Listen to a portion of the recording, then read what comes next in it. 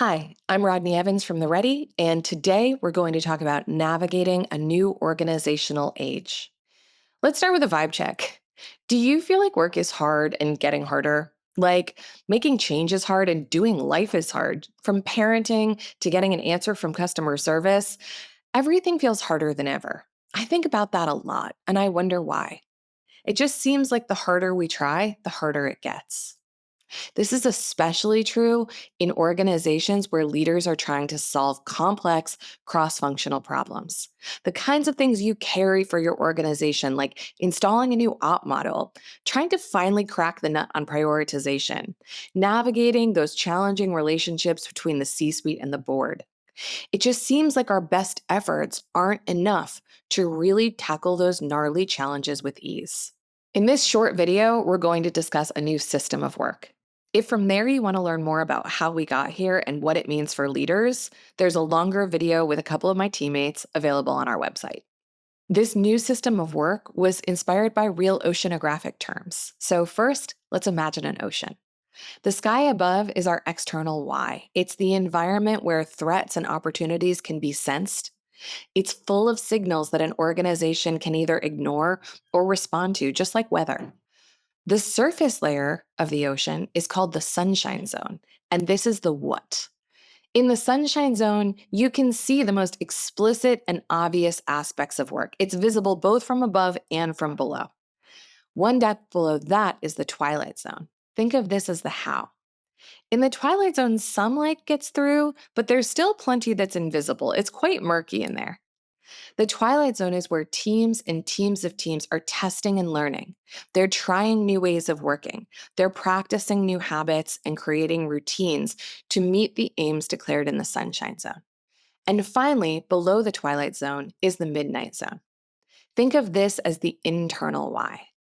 Just like in other models that you've seen, this is the individual and emotional experience of those operating in an organization as they respond to what's happening at the depths above. A new system of work requires thinking about how our work lives at each of these depths and keeping them in harmony so that we're putting our efforts and our attention where it matters. We call this idea depth finding, and you're probably already practicing it more than you think. Depth finding is how we redefine work for the intelligence age, how we go from seeing the sunshine zone as the real work and everything else as fluff or extracurricular to navigating through the zones with real mastery. The practice of depth finding teaches us to constantly sense and notice where we're over and under investing in our organization. Let's wrap this up with an example that we can all relate to. Strategy for an organization. This is the best practice. This is what strategy typically looks like is a group of leaders going away and coming up with something or buying something from a management consultancy that gets articulated in a PowerPoint deck or some other kind of asset to be shared with the organization.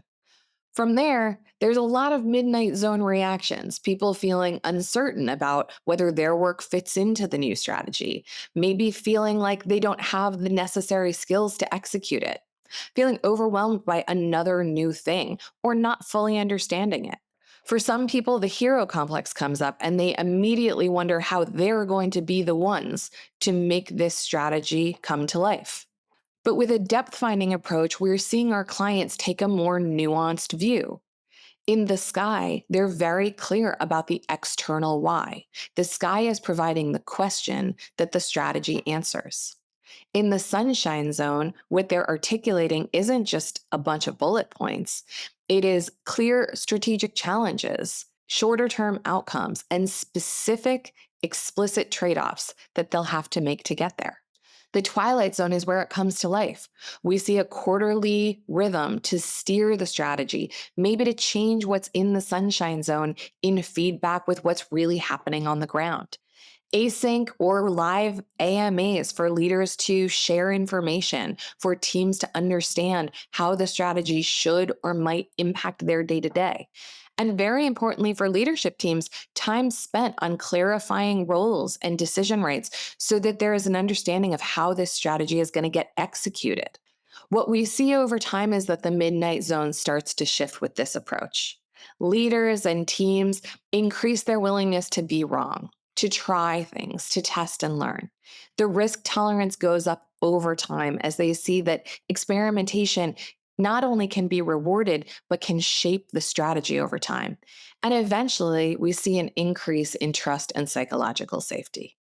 Depth finding is how we understand our organizations so we can close the gaps between strategy and execution, between culture and lived experience, between thinking and doing to get better results. If you want to learn more, shoot us an email at depthfinding@theready.com, visit our website, or check out the full video with my friends, Allie and Jason. We can't wait to hear what you discover.